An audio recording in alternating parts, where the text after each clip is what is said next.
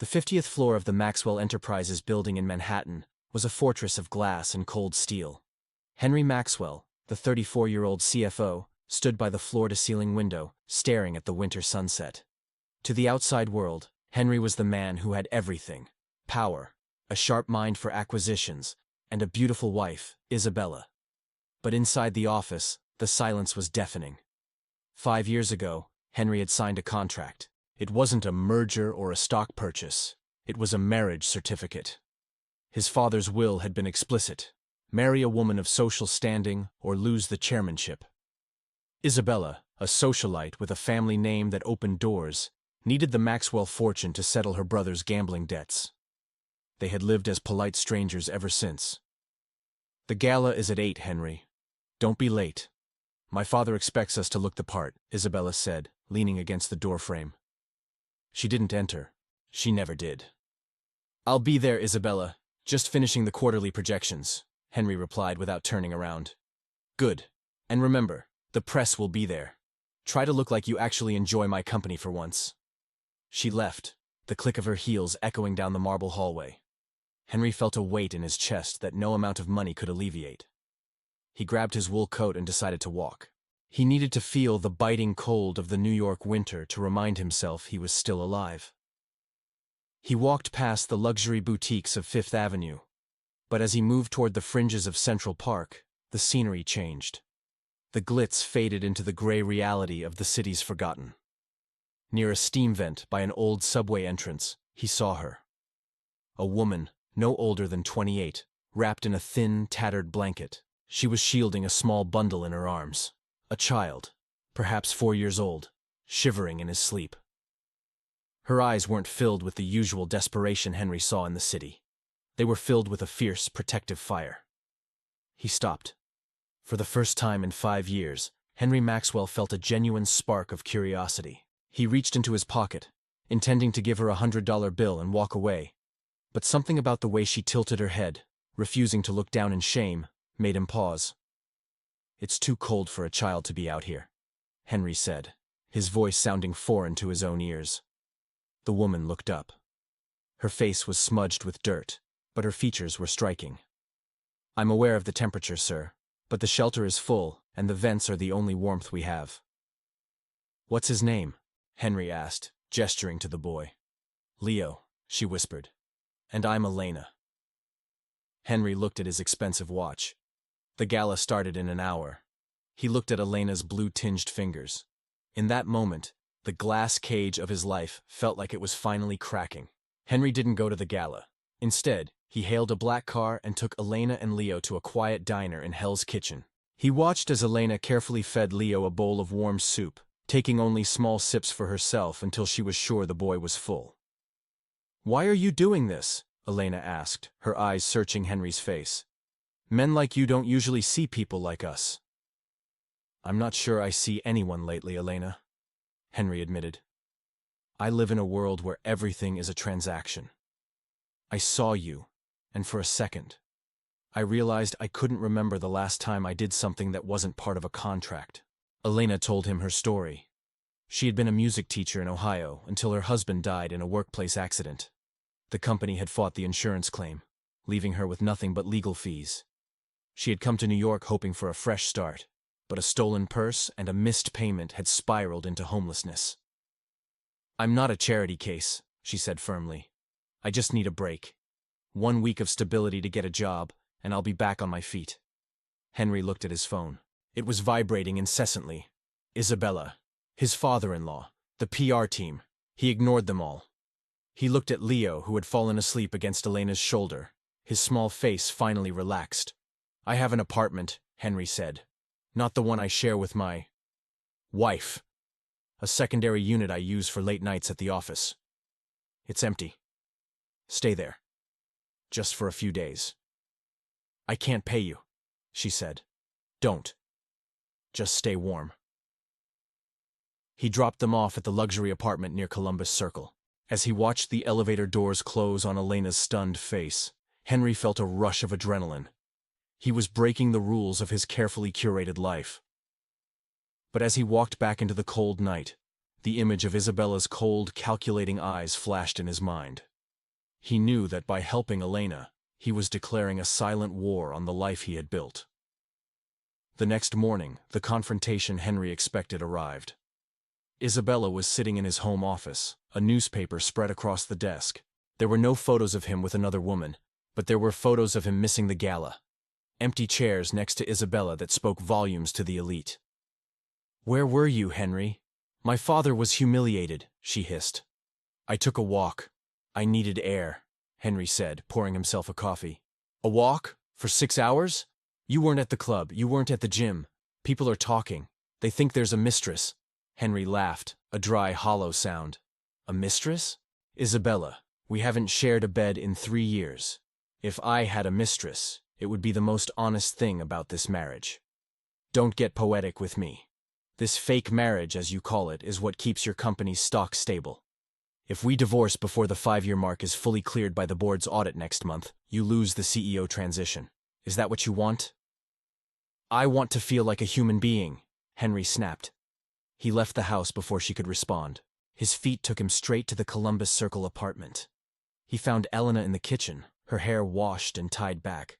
She looked different, radiant despite the exhaustion. She had found the cleaning supplies and had spent the morning scrubbing a kitchen that was already spotless. "You don't have to do that," Henry said. "I had to do something. I can't just sit here," she replied. "Leo is watching cartoons. He thinks we're in a hotel. Thank you, Henry." They sat and talked for hours. Elena spoke of Mozart and folk songs. Henry spoke of the crushing pressure of a legacy he never asked for. He realized that Elena, despite having nothing, had a richness of spirit that his world lacked. She was the first person in years who didn't want something from him. As the week progressed, Henry found himself spending more time at the apartment than at his office. He brought clothes for Leo and a laptop for Elena so she could apply for jobs. He watched her transform from a survivor into a woman with hope.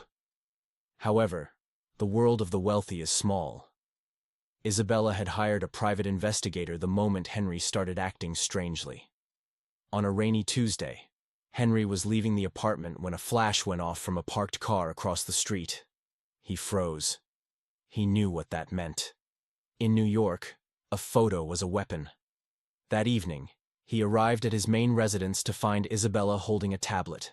On the screen were grainy photos of him entering the apartment building with bags of groceries, and another of Elena looking out the window. "A homeless girl, Henry? Really?" Isabella sneered. "I thought you had better taste. Or is this some bizarre Prince and the Pauper fantasy?" "She's a human being in need of help, Isabella. Something you wouldn't understand. What I understand is that this is a breach of our image clause. If this gets out, the board will think you've lost your mind. They won't hand the company to a man who spends his nights in a hideaway with a vagrant." "She isn't a vagrant. Her name is Elena." "I don't care if her name is Cinderella," Isabella yelled. "Get her out of there by tomorrow, or I'll call the police and report her for trespassing. And believe me, Henry, I'll make sure the press knows exactly who she is." Henry felt a cold rage. For 5 years he had played the game. He had been the perfect son, the perfect CFO, the perfect fake husband. But looking at Isabella's cruel face, he realized he didn't want the Maxwell legacy if it meant being like her. The heavy oak door of the Columbus Circle apartment swung open with a violent thud, echoing through the minimalist hallway. Henry didn't even stop to take off his $1,000 wool coat. His chest heaved, the cold New York air still stinging his lungs. He found Elena in the corner of the living room, bathed in the soft amber glow of a reading lamp. She was sitting on the floor beside the velvet sofa, a worn copy of the Velveteen Rabbit in her hands. Leo was leaning against her, his eyes heavy with sleep. The scene was so peaceful, so fundamentally human, that it felt like a physical blow to Henry's heart. This was the peace Isabella intended to destroy. "Elena, you need to pack. Now," Henry said, his voice a jagged whisper. The book slipped from Elena's fingers, hitting the rug with a soft thud. The color drained from her face, leaving her skin looking like porcelain in the dim light. She instinctively pulled Leo closer to her chest. "What happened?" "Henry, you're shaking. Did I do something wrong? Was I seen?" No, never you, Henry said, crossing the room in 3 strides and kneeling before her. He reached out, his hands trembling as he took hers. They were warm, a stark contrast to the icy corporate world he had just fled. It's Isabella. She's had a private investigator following me. She has photos of the apartment. She's threatening to call the NYPD, to report you for trespassing, to claim I'm endangering a child. She wants to burn my life down, Elena, and she's willing to use you as the gasoline. Elena stood up, her jaw set in that familiar line of grit he had seen on the street. I knew it, she whispered, a bitter smile touching her lips. I knew this was a dream. People like us, we don't get happily ever afters, Henry. We get temporary reprieves before the world remembers to be cruel again. She began to move toward the bedroom, her movements mechanical and defeated. I'll take Leo. We'll be gone in 10 minutes. You can tell her it was a lapse in judgment. You can save your job. No! Henry stood up, his voice booming with a newfound authority. Listen to me, Elena. I am not sending you back to that steam vent. I am not letting that woman win. I have a cottage in the Hudson Valley, upstate near Rhinebeck. It's an old stone house my mother left me. It's held under a shell company Isabella's lawyers haven't cracked. It's private, it's safe, and it's stocked with food. Elena paused at the doorway, her eyes searching his. Why? Why are you doing this? You're a CFO, Henry. You're royalty in this city. You're risking your board seat, your reputation, a billion-dollar inheritance. For a woman you found on a sidewalk? Henry walked toward her until only inches separated them. He could smell the faint scent of the lavender soap he had bought for her. Because for 5 years, I've been a ghost haunting my own life, he said, his voice thick with emotion. I lived in a world of contracts where even my smile was negotiated. When I'm with you, when I watch you teach Leo or hear you talk about music, I feel like I'm finally standing in the sun. I'm not doing this for you, Elena. I'm doing this for the man I want to be. I'm doing this for us. They left at 2 a.m. The city was a blur of neon lights and gray slush. As Henry steered the heavy SUV onto the Sawmill River Parkway, leaving the Manhattan skyline behind, he felt a strange, terrifying sense of liberation. He was missing the most important board meeting of his career the next morning. He was abandoning the fake life he had curated so perfectly. He was finally choosing a side, and for the first time in his life, it wasn't the side of the money. The cottage was tucked away at the end of a winding dirt road, shrouded by ancient hemlocks and towering pines. It was a modest 2-story stone structure with a heavy wooden door and windows that looked out over a frozen pond. The air here was different, sharp, clean, and silent, save for the rhythmic sighing of the wind through the needles. For the first 48 hours, the silence was unsettling. Henry found himself constantly checking his phone, waiting for the digital explosion he knew was coming. But as the days turned into a week, the rhythm of the woods began to heal him. He spent his mornings in the crisp air, teaching Leo how to skip flat stones across the ice of the pond. He watched the boy's face light up with every successful throw, a sound of pure, unadulterated joy that Henry realized he hadn't heard in years. He worked remotely from a small desk in the loft, ignoring the mountain of frantic, threatening emails from his secretary and the board of directors. He was out of the office, and for the first time, he didn't care if he ever went back. The heart of the house was the living room, where an old, upright piano sat against the stone wall. It was out of tune, its ivory keys yellowed with age, but one evening, the silence was broken by a hauntingly beautiful melody. Henry stopped his work and walked to the stairs. Elena was sitting at the bench, her fingers dancing tentatively over the keys. She was playing a Chopin nocturne, her eyes closed, her body swaying slightly with the music. "You're incredible," Henry whispered, leaning against the wooden railing. Elena stopped, her face flushing. "I'm rusty. My technique is gone. But I miss it so much, Henry. Music. It's how I process the world. When my husband died, the music stopped. The silence in our apartment was so heavy, I thought it would crush me. I couldn't even hum a lullaby to Leo for a year." "And now?" Henry asked, walking down to sit beside her on the narrow bench. Elena looked at him, her eyes soft and shimmering in the firelight. The fear that had defined her for months seemed to have retreated. Now, because of you, the music is coming back. I find myself hearing melodies in the wind, in the way the fire crackles. You gave me back my soul, Henry. The air between them thickened. The gratitude that had started their journey had evolved into something much deeper. Something visceral. Henry reached out, his thumb tracing the line of her jaw, before brushing a stray lock of dark hair from her forehead. There was no contract here. No social expectations. Just two people who had been broken by the world, finding pieces of themselves in each other. When he kissed her, the world outside, the lawyers, the scandals, the looming divorce, simply ceased to exist. In that stone cottage, surrounded by the winter woods, they weren't a CFO and a homeless mother. They were just two souls coming home. But New York is a city that never lets go of its prey. The peace was shattered on a Tuesday afternoon by the shrill, persistent ring of Henry's private cell phone. It was Marcus, his head of legal and the only man he trusted. "Henry, it's hit the fan," Marcus said, his voice tight with stress. "Isabella didn't just file for divorce. She's gone to the tabloids. She's alleging mental instability and extramarital misconduct. She's twisting the fact that you have a child with you. She's hinting at kidnapping or something darker to the press. The board is meeting in 48 hours to strip your voting rights and fire you for cause. You have to come back, Henry. If you don't fight this, she'll take everything, and she'll make sure Elena never gets a job or a home in this country again." The drive back to Manhattan felt like a descent into the underworld. Henry had explained the situation to Elena, refusing to sugarcoat the venom Isabella was spewing. "She's going to try to destroy us both to keep the Maxwell estate," Henry said, his hands gripping the steering wheel until his knuckles were white. "She's painting you as a criminal accomplice, Elena. She wants to make you a danger to your own son in the eyes of the law." Elena's voice was trembling, but her eyes were fierce. "Then let her have the money, Henry. We can stay at the cottage, we can disappear. I don't need $1 billion. I just need you and Leo."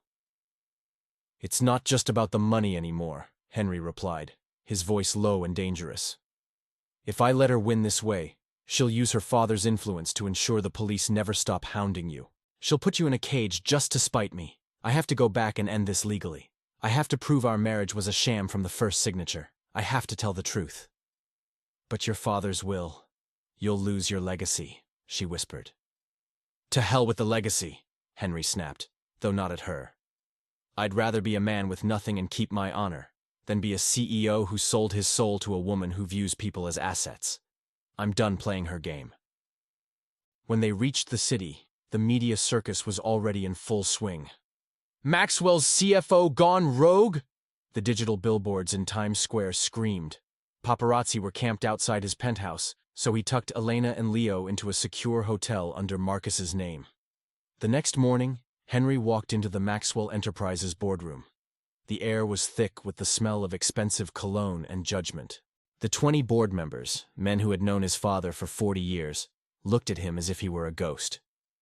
"Henry," the chairman said, his voice cold, "the allegations in the Post this morning are disturbing. Misappropriating company resources to hide a woman, mental instability. We need an explanation before we vote on your termination." Henry didn't open a laptop. He didn't show them a PowerPoint. He stood at the head of the mahogany table and took a deep breath. "The only misconduct I am guilty of," Henry began, his voice echoing with a resonance that silenced the room, "is lying to all of you for 5 years. My marriage to Isabella was a business transaction, designed to satisfy a dead man's will. It was cold, it was empty, and it was a lie. Last month, I met a woman named Elena Vance. She was sleeping on a subway vent to keep her son warm. In her, I saw more dignity and strength than I have seen in this boardroom in a decade." He looked each man in the eye. "I helped her because it was the right thing to do. If you want my resignation because I chose a human life over a gala, you can have it. But I will not sit here while you allow Isabella to disparage a woman whose only crime was surviving a world that tried to crush her. I am finally awake. Are you?" The silence in the boardroom was heavy, like the air before a lightning strike. The 20 men around the table, gatekeepers of the Maxwell legacy, looked at their laps, unable to meet Henry's defiant gaze. Suddenly, the double mahogany doors at the far end of the room swung open with a calculated theatrical force. Isabella Maxwell walked in. She was the picture of Manhattan royalty, clad in a charcoal gray Chanel suit that cost more than a teacher's yearly salary. Her blonde hair was pulled back into a bun so tight it seemed to sharpen her features into a mask of ice. Flanking her were 3 attorneys from the city's most aggressive firm, their briefcases sounding like hammers against the marble floor. "A touching story, Henry," Isabella said, her voice a chilling mix of mockery and artificial sorrow. She walked to the head of the table, not glancing at the husband she hadn't spoken to in weeks.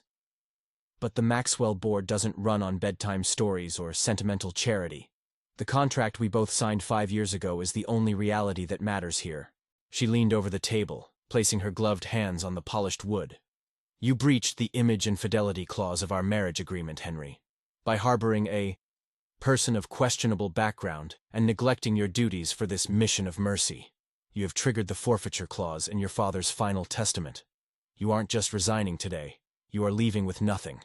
No shares, no trust fund, not even the Maxwell name. You're walking out of this building exactly as you found that girl, a nobody."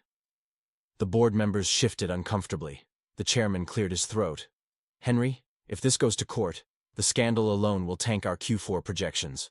We have no choice but to enforce the contract." Henry didn't flinch. In fact, a slow, dark smile crept across his face, a look Isabella hadn't seen in 5 years. He started to laugh. It wasn't a laugh of madness, but of pure, unadulterated relief. "The fidelity clause, Isabella? Really?" Henry shook his head, looking at her as if she were a child playing dress-up. "The one you broke 2 years ago during that wellness retreat in the Hamptons? Did you really think I was so preoccupied with spreadsheets that I didn't notice the tennis instructor staying in our guest house while I was in London? I stayed quiet because I didn't care. Your coldness was a gift to me then. It meant I didn't have to pretend to love you." Isabella's face turned a sickly, ashen gray. "You have no proof. You're desperate, grasping at straws to save your inheritance." "I don't care about the inheritance," Henry said, his voice dropping to a dangerous, steady bass. "But I do care about the truth." Marcus, Henry's attorney, stepped forward. With a rhythmic thud, he slid 3 thick, leather-bound folders across the table. "Actually, Isabella, we have everything.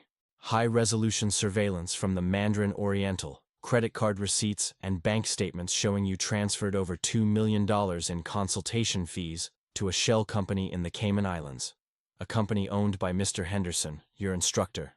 More importantly," Marcus paused, letting the weight of his words sink in, "those funds were diverted from the Maxwell Family Foundation. You didn't just cheat on a contract, you embezzled from a registered charity to pay for your silence." The atmosphere in the room shifted instantly. The board members, who had been ready to cast Henry out, now looked at Isabella with raw disgust. In the world of the elite, an affair is a lapse in judgment, but stealing from the family brand is an unforgivable sin. "Here is the deal," Henry said, leaning so close to Isabella he could see the cracks in her composure. "I want a clean divorce. No alimony, no inheritance claims from either side. You walk away with the money you've already stolen. Call it a parting gift. You sign a non-disclosure agreement that bars you from ever mentioning Elena or Leo. If you refuse, I won't go to a civil court. I'll go to the district attorney. You won't be living in a penthouse, Isabella. You'll be wearing a jumpsuit that matches your cold heart." Isabella looked at her lead attorney. The man didn't even look up. He simply whispered, "He has the receipts. If this goes to discovery, you're looking at 10 to 15 years for wire fraud." With a hand that shook so violently she nearly dropped the pen, Isabella signed the papers. She stood up, her perfect world in ruins, and walked out of the Maxwell building for the last time. Henry watched her go, feeling the weight of 5 years finally lifting off his shoulders. The drive back to the Hudson Valley cottage was a descent into a different kind of darkness. It wasn't the menacing shadow of the Maxwell boardroom, but a heavy, reflective gloom born of exhaustion. Rain lashed against the windshield of the SUV, the wipers rhythmic like a ticking clock, counting down the minutes of Henry's old life. Every muscle in his body throbbed. The adrenaline that had carried him through the confrontation with Isabella had dissipated, leaving behind a bone-deep fatigue that felt etched into his very marrow. He was no longer the CFO of a billion-dollar empire. He was a man with a tarnished reputation, a viral headline, and a bank account that had been slashed by 80% to settle the quiet transition of the Maxwell estate. But as the tires crunched onto the gravel driveway of the cottage and the headlights illuminated the soft amber glow of the porch light, a wave of peace, purer than anything he had ever felt, washed over him. Elena was there. She was waiting on the porch, wrapped in the thick wool cardigan he had bought her in Rhinebeck. A mug of tea steamed in her hands, the vapor swirling into the cold night air. She stood up the moment she saw the car, her posture tense, her heart visible in the frantic way she searched the dark windshield. "It's over?" she asked as he stepped out of the car, his legs nearly buckling from the weight of the day. "It's over," Henry said. He walked up the wooden steps, and before he could say another word, he pulled her into his arms. He buried his face in the crook of her neck, breathing in the scent of cedar and rain. "I'm just Henry now. No title, no board seat, no glass office. The inheritance is being diverted to a housing trust." It was the only way to make the board sign the non-disclosure agreements and let the scandal die. "I kept just enough to ensure we can start over. A real life, Elena. No more lies, no more contracts." Elena didn't speak. She simply cried, not with the loud, desperate sobs of the woman he had met on the subway vent, but with a jagged, quiet relief. "I don't care about the money, Henry," she whispered against his chest. "I've lived with nothing, and I've lived with the weight of your world this past month. The only thing that ever mattered to me was that you came back to us, that you chose us." The following months were a masterclass in reconstruction. They left the glitz of Manhattan behind, choosing a sun-drenched three-bedroom apartment in a quiet, tree-lined corner of Brooklyn. It was a real neighborhood, where the air smelled of roasting coffee and fresh bread rather than exhaust and ambition. Henry watched with a fierce, quiet pride as Elena reclaimed the fragments of her soul. He saw her stay up until the early hours of the morning at the kitchen table, her face illuminated by a small lamp, surrounded by textbooks and sheet music as she worked to finish the teaching certification that had been stolen from her years ago. He saw her rediscover the joy of music, her laughter finally returning as she sat at a second-hand piano, teaching Leo how to place his small fingers on the keys. Henry himself took a position as a lead financial advisor for a nonprofit that specialized in microloans. He used the same killer instinct for numbers he had once used to dismantle companies to now save them, helping mothers like Elena keep their homes when the world tried to take them. But healing wasn't a straight line. The scars of the glass cage ran deep. Henry often woke up in a cold sweat, his heart hammering against his ribs as he dreamed of cold boardrooms and the suffocating pressure of his father's expectations. Elena still flinched when she saw a black SUV with tinted windows, a lingering reflex from the days she was hunted by private investigators. They had to learn, through long nights of whispered conversations and the slow, agonizing passage of time, that safety wasn't a commodity you bought. It was a sanctuary you built through trust. They learned that the silence of their new home wasn't an empty void. It was a canvas full of possibility. 1 year had passed since the walls of the Maxwell empire crumbled behind Henry. And in that time, the very geography of his soul had changed. The New York winter had returned with its characteristic bite. But this time, the cold no longer felt like a predator stalking the vulnerable. It felt like a celebration, a sparkling white blanket of heavy snow that transformed the gritty, iron-gray streets of the city into a hushed wonderland of twinkling lights and soft blue shadows. Henry stood at the very back of a bustling community center in the heart of the Bronx. The room was a far cry from the sterile, marble-clad boardrooms of his past. It was a space filled with the raw, vibrant energy of real life. The air was a thick, comforting soup of scents. The sharp tang of pine needles from a lopsided Christmas tree, the smell of wet wool coats drying on radiators, and the sweet, yeasty aroma of sugar cookies being traded by excited children. The hum of the crowd, a mix of local shopkeepers, weary parents, and elderly neighbors, created a symphony of community that Henry had never known existed in the glass cage of Midtown. At the front of the room, standing on a modest stage decorated with handmade paper stars and shimmering silver tinsel, was Elena. She looked radiant, not with the artificial sheen of a socialite, but with the luminous glow of a woman who had found her purpose.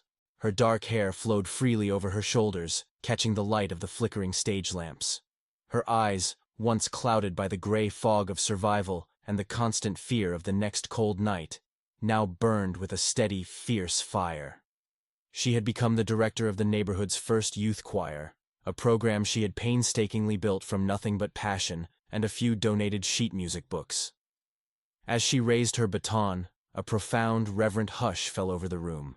The children, 25 young souls from backgrounds as fractured and difficult as Elena's own, straightened their backs and looked at her as if she were the North Star. They began to sing a folk song about resilience, a melody about roots that grow deep beneath the frozen earth and the inevitable, triumphant coming of spring. Elena's voice rose above the choir, a clear, soaring soprano that seemed to pierce through the heavy darkness of the years they had all left behind. Henry watched her from the shadows, his chest aching with a love so profound it felt like a physical weight against his ribs. He remembered her face as it had been that first night, smudged with dirt and hollowed by hunger near a subway vent.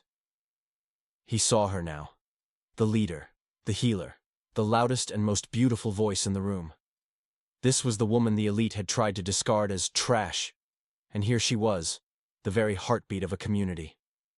She was magnificent. When the final note faded into the rafters, the room exploded into a thunderous standing ovation that shook the floorboards. Leo, now a boisterous 5-year-old with rosy cheeks and a tiny navy blue blazer with a clip-on tie, didn't wait for the applause to die down. He sprinted onto the stage, nearly tripping over his own feet in his excitement, and thrust a bouquet of grocery store daisies into his mother's hands. Elena laughed, a sound of pure gold, and swept him into her arms. Henry met her in the quiet, dim hallway backstage a few minutes later, as the crowds began to migrate toward the hot cocoa station. The air here was cooler, smelling of old wood and the distant, joyous echoes of the children. He took her hand, her skin warm and smelling of the lavender soap that had become the signature scent of their home.